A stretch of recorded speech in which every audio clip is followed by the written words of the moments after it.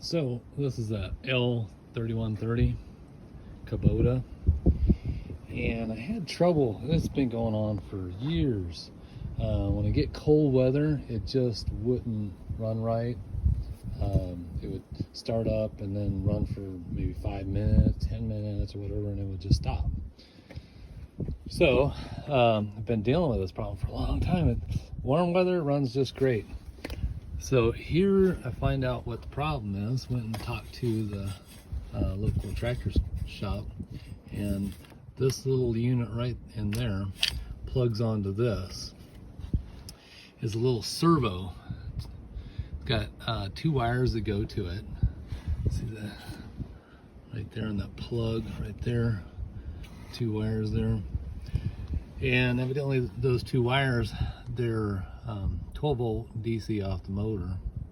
Well, one of the wires, there's higher amperage to it, like I think 20 amps, and the other one's 5 amps. So that little rod of that servo right there, if you can see it. Anyways, the rod on it, I'll post a better picture on it later, but anyways, that rod coming out of it goes in and out, and so it shuts the motor down. Well, lo and behold, here's another shutdown right here, a manual one. So you really don't need that, because that thing basically talks to all the other little electronic switches on it. Like there's one under the seat and one under the dash and one for the PTO and one for the hydrostatic clutch forward and reverse. And if any one of those are malfunctioning, it sends a signal for that thing to shut off. So I don't think that's the issue. Talking to the mechanic, is sometimes the servo goes bad and it starts losing the, I guess, electricity that to keep it open, because remember, it's like the one that keeps it open is the 5 amp. So anyways, the one that initially pops it open is 20 amps. So what you can do in a pinch, there's going to be some oil coming out here, is cover that thing up with something, make another little plate or something for that, or I don't know, tape or whatever you have to, you know, duct tape, get you home, finish the job or whatever. But yeah, it was just kind of real frustrating. The thing is just unreliable. I bought another one, and that part, oh my God, it's expensive.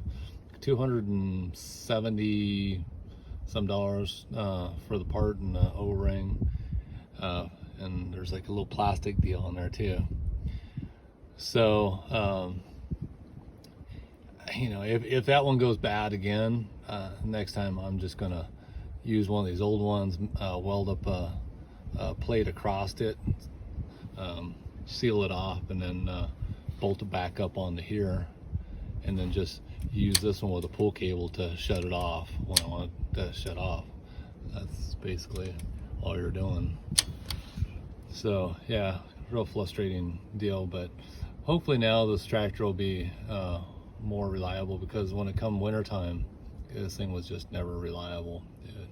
You know, I couldn't rely on it to work, and that's, you know, the tractor, that's not very good.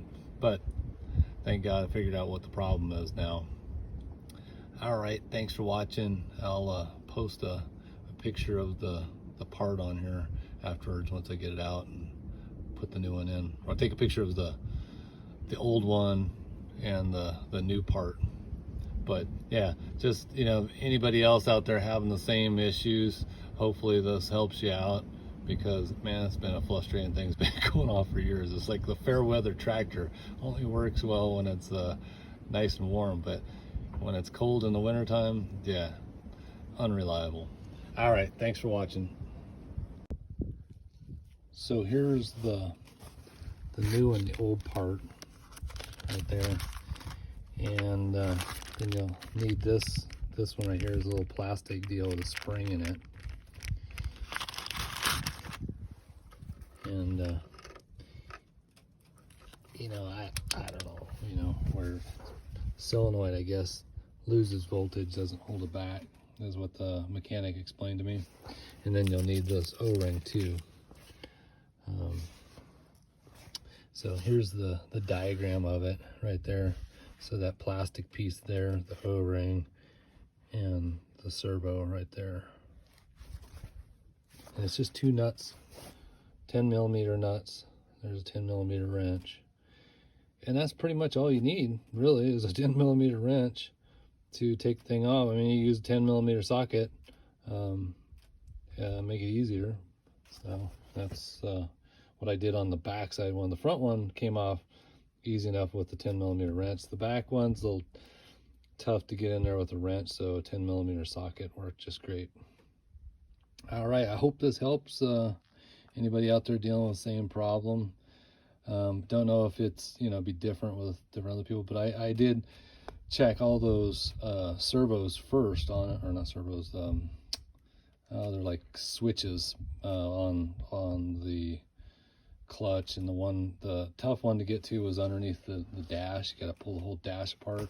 It's under there, and checking all those first. But yeah, the part, $270 for the part, plus the plastic piece and that little O-ring. Probably find it cheaper elsewhere that was going through a dealer. So but you got the part number right there if you have to order it. Let's see, here's the part number, the Kubota part number right there. And this one for that little plastic piece. There's your part number right there. And this one for the O-ring, there's your part number there. All right. Hope that helps. Like, subscribe, leave a comment. Take care.